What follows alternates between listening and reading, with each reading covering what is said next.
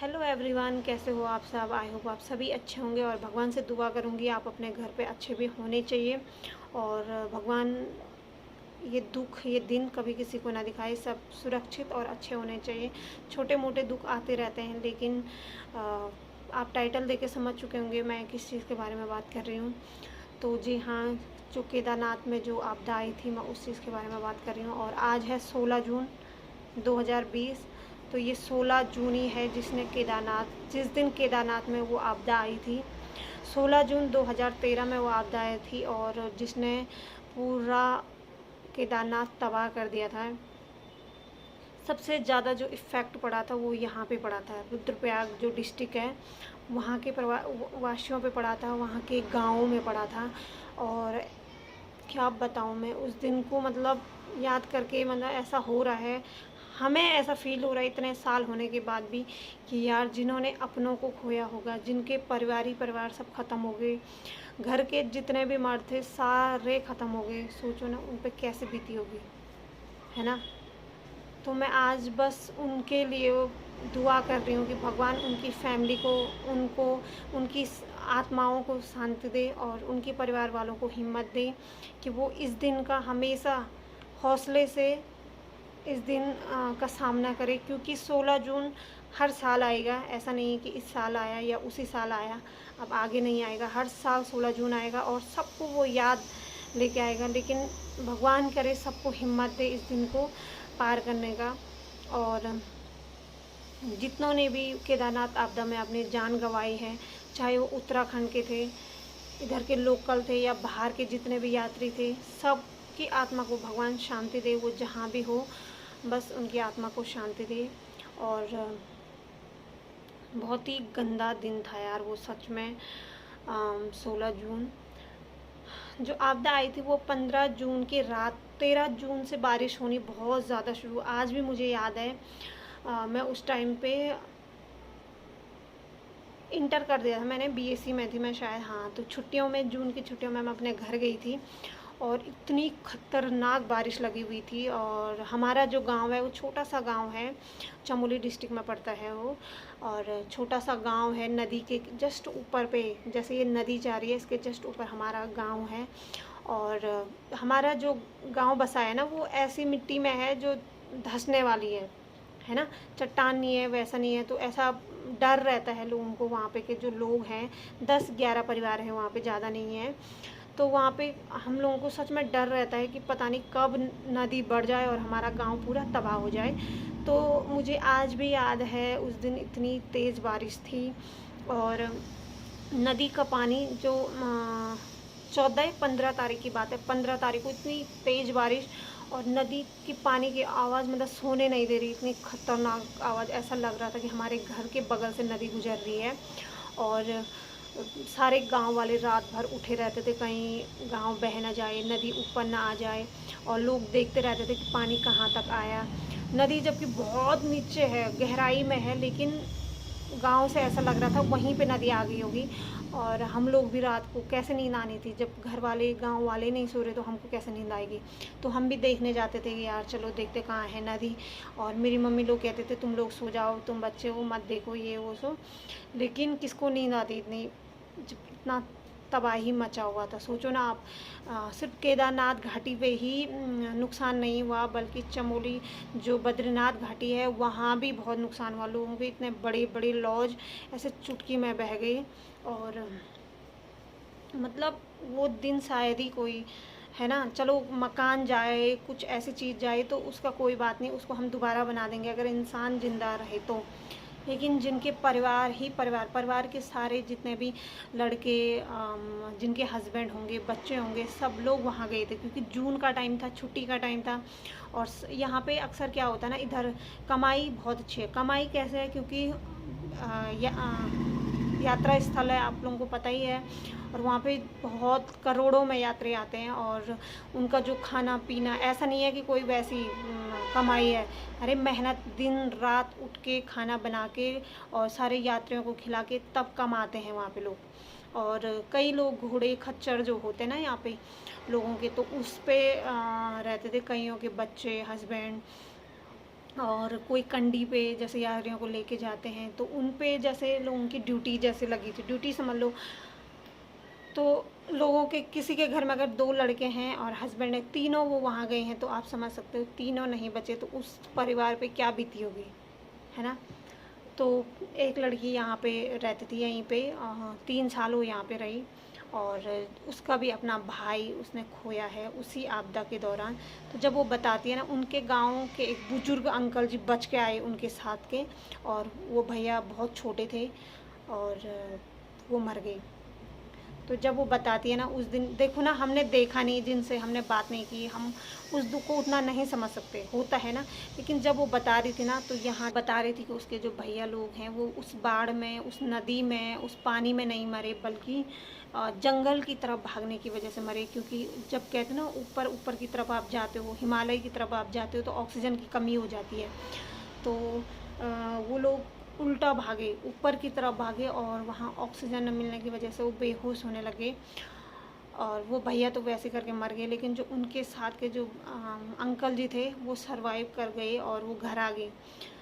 तो कह रही कि हमने उनको ऐसे झंझोरा कि मेरा भैया कहाँ है, मेरे भाई को लेके क्यों नहीं आए। तो हर कोई अपनी जान बचाना चाहता है। अगर कोई ऐसी आपदा आ जाती है तो हर कोई पहले अपने को बचाएगा, फिर दूसरे की सोचता है, होता है, हर किसी के साथ होता है। और फिर उन्होंने कहा कि यार वो, मतलब उन्होंने बताया उनके घर वालों की, वो कह रहा था कि मुझे भी बचाओ, लेकिन मैं खुद ही ऐसी स्थिति में था कि मैं उसे कैसे बचाता, मैं खुद को बचाना मेरा मुश्किल हो गया था। मैं बच के आ गया, वो ही काफ़ी है। तो जब जिसकी आई होगी ना, उसको कोई नहीं बचा सकता, और जिसकी नहीं आई होगी वो, अगर वो मर गया, यमराज के पास चले गया ना, वहाँ से भी उसके प्राण वापस आ जाएंगे। तो जिसकी जहाँ आई होगी वो मरेगा ही मरेगा। और उसके जो भाभी है ना, अभी बहुत जवान है, बहुत छोटी है। मैं उनके घर गई हूँ, उनके छोटे छोटे 3 बच्चे हैं, 2 लड़कियाँ 1 लड़का। मैं उनका नाम नहीं लेना चाहूँगी। और मुझे इतना दर्द, इतना वो लगा ना, मैं बता नहीं सकती हूँ यार, लोगों ने क्या खोया है। और हम लोग छोटी छोटी प्रॉब्लम से, छोटी छोटी जो प्रॉब्लम्स हमारी लाइफ में आ जाते हैं, हम उनसे घबरा जाते हैं। लोगों ने अपने घर का गार्जियन खोया है, जिसके पीछे ज़िंदगी काटनी है, आज वो अकेले हैं, है ना। उनका दुख कोई नहीं समझ सकता। और एक गांव यहाँ ऐसा भी है जहाँ आपको सारी लेडीज़ विधवा मिलेंगी, पता आपको। केदारनाथ से जस्ट नीचे उतर के एक गांव पड़ता है, नाम मुझे याद नहीं है। तो वहाँ पे अब होंगी वहाँ पे कोई सुहागन लड़कियाँ, क्योंकि अभी नई नई शादियाँ, जो लड़के होंगे, जो बच्चे होंगे, उनकी शादियाँ हुई होगी। अदरवाइज़ आधा से ज़्यादा वहाँ पे आपको विधवा मिलेंगी, क्योंकि सब लोग वहाँ पे नज़दीक के हैं। पंडिताइन गांव है शायद वहाँ पे, और सभी लोग रोज़गार के लिए वहाँ गए हैं, जो भी पंडित है पूजा वगैरह करने के लिए। तो वो गांव सारा विधवा पड़ा हुआ है सब। मतलब किस्मत देखो ना, ऐसी सिचुएशन आ जाती है। ऐसा कुछ किसी ने सोचा नहीं था कि ऐसा कुछ होगा। और जो आपदा आई थी वो 2016 जो है, सुबह के टाइम पे बहुत ख़तरनाक। शायद जो रात को जो बारिश आई थी ना, जो बाढ़ आई थी, उससे तो शायद उतना नुकसान नहीं हुआ। लेकिन जो सुबह जो डैम फूटा था वहाँ ऊपर, जो तालाब है वो फूटा था, और उससे जो तबाही मची वो सुबह के टाइम पे, मतलब सोच के ही ऐसा लग रहा। तभी तो मैं कहती हूँ ना, ये नदी जब मैं सामने पे देखती हूँ तो डर सा लगता है, इतने सारे लोग इसमें बहे हैं ऐसे। क्योंकि लाखों में वहाँ ऊपर मरे, तो सोचो कहाँ गए होंगे वो सब, इस नदी में तो आए होंगे। और एक इनके ऑफिस के जो भाई साहब हैं, उनकी वाइफ, उनका मेरे साथ बहुत अच्छा मेल मिलाप है, तो वो यहाँ आती रहती हैं। तो उनका घर भी इधर ही था, चंद्रापुरी में। जो इधर के होंगे उनको पता है चंद्रापुरी कहाँ है। तो चंद्रापुरी उनका गांव था, घर था, गांव है उनका उधर। तो इधर सब लोगों के पता घर नदी के किनारे थे, क्योंकि बहुत अच्छा सा नदी के किनारे है, वाह अच्छा लोकेशन है। इस वजह से लोगों ने नदी के किनारे ज़्यादा घर बसाए थे। तो उनका उस टाइम पे वो कह रही थी कि हमारा उस टाइम पे नया घर बना था, 1 महीना भी हमारे घर को नहीं हुआ था, हमारे मकान को। और कह रही कि रात का टाइम था, लाइट नहीं थी। 16 जून की बात है, 16 जून की रात की बात है। और लाइट नहीं थी, अंधेरे में मेरा हाथ टूटा, उनका हाथ टूटा हुआ था उस टाइम पे। पता नहीं खेत का काम जून के टाइम पे ना, धान का टाइम होता, शायद धान या गेहूँ का टाइम होता, मुझे ढंग से दिमाग में नहीं आ रहा। लेकिन मुझे लग रहा गेहूँ या धान, गेहूँ का काम रहता शायद, हाँ। और वो गेहूँ को कूट रहे थे डंडे से, यहाँ पे डंडे से कूटते हैं गेहूँ को, तो डंडे से कूट रहे थे और 2-3 लेडीज़ थी वो डंडे से कूटे, तो एक लेडीज़ से डंडे से उनके हाथ पे लग गया और हाथ फ्रैक्चर हो गया, और जिस वजह से हाथ टूटा है तो भाई पट्टी लगी होगी। और कह रही थी कि 16 जून की बात है, रात के टाइम पे मैंने खाना भी नहीं बनाया था, चाय बना के रखी हुई थी, और हमारे जस्ट बगल पे जिनकी मकान थी उन्होंने कहा कि चाची बाहर निकलो, हमारी मकान बह गई। तो वो कह रही मुझे कुछ दिमाग में मतलब आया ही नहीं, इतने सारे उनके पास सिलेंडर थे क्योंकि उनकी दुकान है, तो कह रही इतने सारे सिलेंडर थे, एक भी कैसे फेंकते, अगर हाथ ठीक रहता तो शायद बाहर को फेंक देती तो वो बच जाते, तो उनको संभाल के रख देती। लेकिन कह रही मेरे दिमाग में कुछ नहीं आया, मेरे दिमाग में जो उनके ज्वेलरी थे होंगे थोड़ी बहुत, और जो घर के कुछ कागज़ वगैरह थे होंगे, कागजात, तो कह रही एक अटैची में, वो तो शुक्र था कि एक अटैची में रखे हुए थे, और मैंने सीधे अटैची खींची और मैं सीधे बाहर निकली, सीधे पीछे से हमारी मकान नीचे, सीधे मतलब टूटी भी नहीं मकान, नई मकान थी, और ऐसे नदी में ऐसे तैरते हुए निकल गई।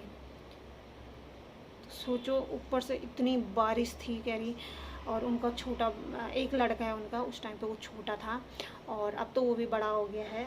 तो कह रही कि मेरा छोटा बेबी एक हाथ के नीचे मैंने अपना बच्चा, क्योंकि उनके हस्बैंड होता नहीं, हस्बैंड ऐसे ही होता, गांव में इधर उधर गए रहते हैं रात के टाइम पे बैठने, कहीं कुछ बाहर, तो क्या है अपने कमरों में पड़े हैं, तो बस बाहर की दुनिया से कोई मतलब नहीं, ऐसा होता है। और गांव में तो एक के घर में गए, दूसरे के घर में गए, थोड़ी चाय पीने चले गए, ऐसा होता है। और वो भैया इधर उधर चले गए, तो कह रही मैं अपने लड़के को एक हाथ के नीचे और एक टूटे हाथ से, मुझे उस टाइम पे पता भी नहीं चला कि मेरा हाथ टूटा है, और एक हाथ से मैंने अटैची पकड़ रखी थी, मैं वैसे करके भागी। तो सोचो उन्होंने कितना बड़ा दुख, कितना बड़ा वो देखा होगा, अपने आँखों के सामने से मकान बहती हुई चले गए। मकान तो छोड़ो कोई बात नहीं, अगर उनको कुछ हो जाता सोचो। तो जब वो ये बात बता रही थी ना तो मेरे रोंगटे खड़े हो रहे थे सच में। कह रही हमारे पास एक कपड़ा नहीं था पहनने के लिए, हम 1 महीने तक एक कपड़े में रहे, उसी कपड़े में जो उन्होंने पहने हुए थे। और आज तो चलो अच्छा, आज तो उनका अच्छा खासा हो गया है, 2 मकान उन्होंने बना दिए हैं। लाइफ कहते हैं ना, इंसान बच जाए ना, लाइफ इंसान के हाथ पे है, वो अपनी लाइफ बना सकता है अगर ज़िंदगी बची है। लेकिन ज़िंदगी चले गई, वो मकान रह गई, तो उसका क्या करेगा इंसान, है ना। तो ऐसा दुख देखा है लोगों ने। इधर आप देखते हो ना, कभी भी बारिश होती है, मैंने कई बार अपने ब्लॉग में बताया भी है आप लोगों को, जब भी बारिश होती है ना तो इधर वाले पता सीटी बजाते हैं, हल्ला मचाते हैं, बाहर निकलो बाहर निकलो। कसम से कह रही हूँ, ऊपर से भगवान है जो झूठ कह रहा होगा। यहाँ पे पता एक दिन ऐसी हनी छोटा था और बहुत ख़तरनाक बारिश हो रही थी, मतलब ऐसी आवाज़ आ रही थी, लग रहा था कि गधेरा आ गया है, बहुत सामने पे एक गधेरा आता है, तो ऐसा लग रहा था कि अभी बह जाएगा। और लोग हल्ला कर रहे, मतलब पुलिस की वैन चल रही है, सीटी बज रही है, अलर्ट कर रहे हैं कि सब लोग उठे रहो। और मैं और मेरे हस्बैंड तो यहाँ पे से खिड़की से देख रहे थे, उन्होंने मेरे को उठाया नहीं, लेकिन मैंने कहा ये हल्ला, मेरी नींद खुली, मैंने कहा ये हल्ला कहाँ हो रहा। फिर बाहर देखा तो कहते ना, जिन्होंने डर और जिन्होंने ऐसा दिन देखा होगा उनको पता है यार नींद कैसा आएगी। थोड़ी सी भी बारिश होती ना, यहाँ पे लोग ऐसे उठ जाते हैं, क्योंकि यहाँ पे अभी भी मैंने कल दिखाया था ना आपको, नदी के किनारे अभी भी बहुत सारे मकाने हैं जो अभी भी नदी के किनारे हैं, तो उनको डर रहता है कि कहीं ऐसा कुछ हो ना जाए। और पता नहीं चलता ना, किसको पता कि कब ये आपदा आ जाए, क्योंकि प्राकृतिक आपदाओं का कोई पता नहीं होता है, वो कब आ जाए कब क्या हो जाए कुछ पता नहीं है। और तो वो दीदी कह रही थी कि यार ऐसे ऐसे दिन हमने देखे हैं, खाने के लिए कुछ नहीं था, भले उसके बाद सरकार ने सब कुछ दिया, खाना कपड़े बहुत कुछ दिया। और कह रही थी मच्छर इतने, हम बाहर सोए रहते थे, खेतों में सोए रहते थे, मच्छरदानी दी थी उन्होंने, एक मच्छरदानी मुझे भी दी थी, जब हाल ही में जब हनी हुआ था तो मार्केट में मिल नहीं रही थी उस टाइप की मच्छरदानी, और ऑनलाइन मंगाने में थोड़ा टाइम लग रहा था, तो उन्होंने कहा आपदा के टाइम पे की जो मच्छरदानियाँ हैं हमारे पास पड़ी हुई हैं तो एक ले लो। तो यहाँ अभी भी मैंने वो रखी हुई है। और तो लोगों ने बहुत कुछ खोया है, और मैं दुआ करूँगी है भगवान कि आज, क्योंकि ये दिन शायद कोई नहीं भूल सकता है। और 16 जून जो है वो हर साल आएगा, ऐसा नहीं है कि 2013 में ही 16 जून आया होगा या फिर आज ही आया होगा। 16 जून हर साल आएगा, हमेशा आएगा। और बस इस दिन को पार करने की भगवान हिम्मत दे उन परिवारों को जिन्होंने अपनों को खोया है। और क्या कहूँ यार, मैं क्या कहूँ। तो बस यही मैं कह रही थी कि छोटी छोटी प्रॉब्लम से मत घबराइए। यहाँ पे ऐसे भी हैं लोग जिन्होंने बहुत बड़ी बड़ी समस्याएं देखी हैं, अपने सामने मौतें देखी हैं। वो अलग बात है, अगस्त मुनि में कोई भी नुकसान नहीं हुआ, मतलब इंसानों का नुकसान नहीं हुआ। मकानें यहीं की, जो बहने की बात कर रही हूँ मैं, तो सारी मकानें यहीं की बही थी, लेकिन शुक्र था कि इंसान बच गए। वैल्यू इंसानों की है, इन मकानों की नहीं है। इंसान रहेगा तो मकानें भी बन जाएगी। लेकिन केदारनाथ में मरे थे बहुत सारे लोग, और कुछ ऐसे भी हैं जो उतनी बड़ी जो नदी आई थी, जो इतना पानी आया था, सैलाब आया था, उसमें भी बच गए। तो सोचो ना आप, इसलिए कहते हैं जिसकी डरना नहीं है कि मौत आएगी, ये होगा वो होगा। जब मौत आनी होगी तो कोई नहीं वो करेगा, बचा नहीं सकता। कोई बचाना भी चाहेगा तब भी नहीं बच सकता, क्योंकि मौत को कोई नहीं हरा पाया है। और बिना मौत आए कोई मरा भी नहीं है। आपने कई बार सुना होगा कि गाड़ी गिरी, इतना खतरनाक उससे गिरी और सारे लोग मर गए, उसमें से एक बच गया। तो उसकी आई नहीं होगी, उसका टाइम अभी नहीं हुआ गया, इसलिए वो बच गया। तो मरने से नहीं घबराना है, ऐसी चीज़ों से नहीं घबराना यार। मौत आएगी, मौत आएगी, मौत एक दिन आनी है, और जिसकी जहाँ पे आई होगी उसको कोई नहीं बचा सकता है, चाहे वो घर के अंदर है चाहे घर के बाहर है ना। और बस भगवान से दुआ है उनकी आत्माओं को शांति दे, उन सभी लोगों की आत्मा को शांति मिले जिन्होंने अपनी जान इस आपदा में खोई है। वो सिर्फ उत्तराखंडी के नहीं हैं, वो बाहर के बहुत सारे लोग हैं। और टाइम के साथ तो चलो जख्म बढ़ जाते, लेकिन घाव नहीं ठीक होते हैं, है ना। तो भगवान उन सब की आत्मा को शांति दे, और उनके जो परिवार वाले हैं उनको इस दुख की घड़ी में आज का दिन जो है उसको जीने, का सामना करने की हिम्मत दें। और बस लास्ट में मैं यही कहूँगी कि छोटी छोटी चीज़ों से नहीं घबराना चाहिए। इंसान को ऐसे दिन भी देखने पड़ते हैं, तो छोटी छोटी चीज़ों से अगर आप घबरा जाओगे तो ये बड़ी बड़ी चीज़ें फिर, है ना, उनके लिए तो बहुत बड़ी हो जाएगी। तो ज़िंदगी है, इस ज़िंदगी में बहुत कुछ होता है, बहुत कुछ देखना पड़ता है ना। और क्या बोलूँ। तो चलिए फिर मिलूँगी मैं कल, तब तक के लिए बाय।